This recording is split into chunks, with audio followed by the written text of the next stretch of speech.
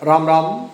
मैं कानपुर से पंडित दीपक पांडे। आज मैं आपसे बात करता हूँ वास्तुशास्त्र में परिवार, सास और बहू का संबंध। भौतिक सुखों की चाह के झूठे अंधकार में अहंकार के कारण कई संयुक्त परिवार अलग अलग इकाइयों में बंट रहे हैं। इसके कारणों को गहराई में जाकर ढूंढा जाए तो सास बहू के आए संबंधों में कड़वाहट प्रमुखता रूप से सामने आती है और इसी संवेदनशील रिश्ते को मधुर बनाए रखने के लिए मनोवैज्ञानिक एवं अन्य उपायों के साथ साथ वास्तुशास्त्र के उपचार की तरह कारगर सिद्ध हो सकते हैं। आपके परिवार में, समाज में संबंधों को मधुर बनाए रखने के लिए रहीमदास जी ने एक दोहा कहा था जो बिल्कुल सटीक बैठता है। रहीमदास जी कहते हैं, रहीमन धागा प्रेम का मत तोड़ो छिटकाए, टूटे से फिर ना जुड़े, जुड़े गांठ पड़ जाए।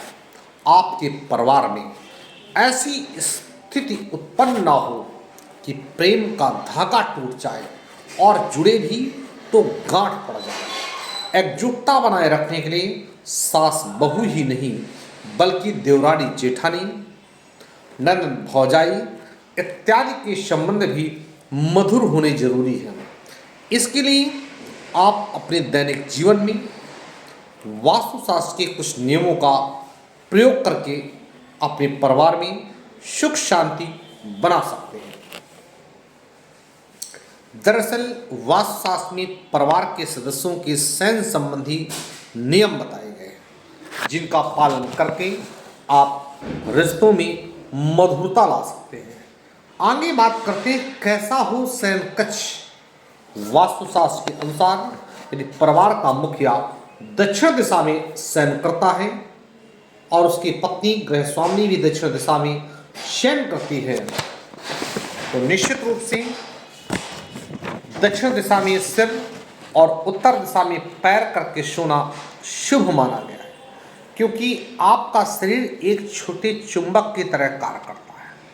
शरीर का उत्तरी ध्रुव सिर है और दक्षिणी ध्रुव पैर है, अतः उत्तरी ध्रुव का दक्षिण और दक्षिण ध्रुव का उत्तर की ओर होना मनुष्य के चिंतन की प्रणाली को नियंत्रित करता है।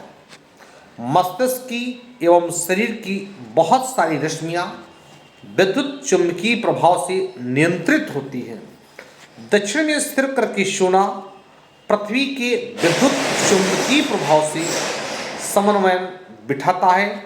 इससे आपके स्वभाव में गंभीरता आती है और सोच सकारात्मक होती है।